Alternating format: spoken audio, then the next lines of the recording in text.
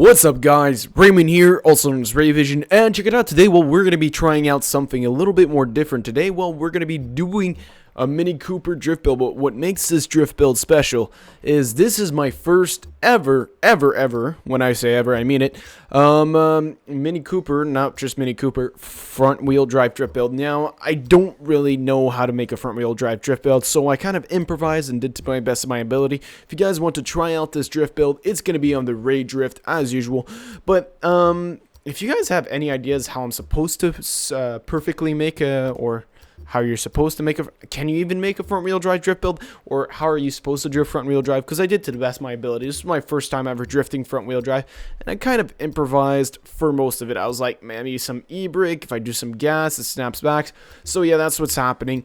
As usual, I just want to remind you guys, if you have any suggestions for cars you'd like me to drift in the future, please leave those in the comments below. I'm open to anything. And before you write Ford Mustang GT500, please go and check the drift build playlist and make sure that your car hasn't been done already, or you could just write in the comments and it just won't get picked. But I'm just telling you guys, a lot of you guys are asking for cars that I might have already and have already done, so please be sure to check out that playlist. When it comes to tuning, I didn't know exactly what to do for front wheel drive, so I kind of improvised. So yeah, as I said before, Ray Drift or else, apart from that, not much. So a Gmod video came out yesterday, and you guys seem to like that very much. It was the hover van challenge with Nick from AR12 Gaming. So since you guys seem to like that so much, I think I'm gonna talk Nick into doing some. We do some Gmod on his channel, and every once in a while I will be posting maybe once a week when those videos on my channel.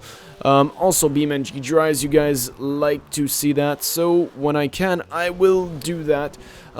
So right here I'm actually drifting down in the Cicerone. That is one of the interesting things you have to notice, and I absolutely suck at drifting front wheel drive. Basically, you just hear right here, you see me as I ripped the e-brake really early, and I went for a massive entry and then understeer to the max. One of the interesting things about trying to drift a front wheel drive car is you'll rip the e-brake, and the second you put your foot on the gas, the car will just snap back straight. And that's really cool, because later in I start trying some Cool Kid 360 entries, and what I discovered also is you can do a reverse entry. And by what I mean by a reverse entry is literally you angle your car facing the other side, and then you floor out the front wheel drive, and then it snaps you back, and then you're going to be able to do sort of a drift forward. It doesn't really work because you can't drift, but it allows you to take the turn like a regular car. It looks really cool. You guys will see that later in the video. So just look at that. This is just the major issue with this Mini Cooper is not entering turns. Entries are perfect, but the problem is you can't really make the drift last. If it's just some short little bends like the ones at the top of this drift track, it's not a problem, but then once you're trying to hold the drift through the turn, you just don't have the momentum to do so because the turn doesn't tighten enough. And the issue with that is the second you hit the front wheel drive, as you see right there, I just snap back and I start going straight again. So the only way I can possibly see that you can successfully do this sort of drift build is if you do your turns in a two-stage way. Is like you snap coming in, and then you drive straight, and then snap coming out. And by snap I mean press the e-brake, because if you try and hold it all the way like I did there, you just run out of speed, and then you're like, well, what do I do now? Well, let's just have a bag of chips, take a day off. I don't know, you never know what can happen. But yeah, that is what I honestly think about this Mini Cooper, or else the John Works Mini Cooper. I kind of like it, I'm not gonna lie. If I could have one of these in real life, I think it'd be pretty cool. It's got a sweet little exhaust, sweet little look to it. I do not like the four-door Cooper because it's not a Mini, okay? That thing is huge.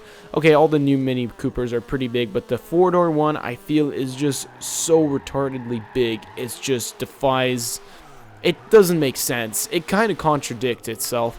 And I just don't like it, and even the sporty version is really not that sporty. It just looks like a box. The John Works one, the two-door Cooper S John Works, I really like. At some point I was thinking, oh, maybe I should get me one of those. Obviously I can't afford it, so, well, no Mini Cooper for me. Oh, look at that, sweet 360. And there you see me trying out some stuff with them 360 entries. Now, it's kind of tough, okay? I was kind of eyeballing it. I didn't really have any experience with this. So what you're going to see mainly right now is a bunch of failures followed back to back.